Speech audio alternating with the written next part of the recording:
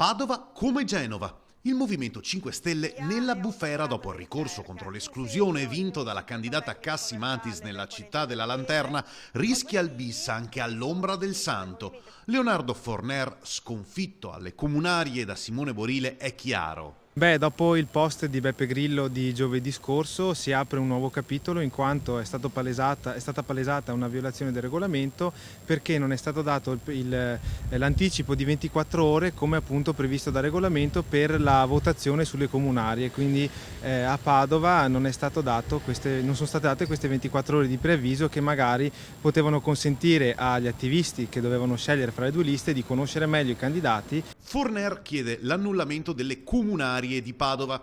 In caso contrario è pronto a presentare un ricorso. Noi come gruppo penseremo se sarà il momento di agire per le vie legali. Comunque non è esclusa questa opzione. Forner pretende l'intervento diretto dello staff di Beppe Grillo e dà un ultimatum. Una settimana, oggi è lunedì, spero che per fine settimana la situazione sia chiarita e si possa finalmente iniziare la campagna elettorale.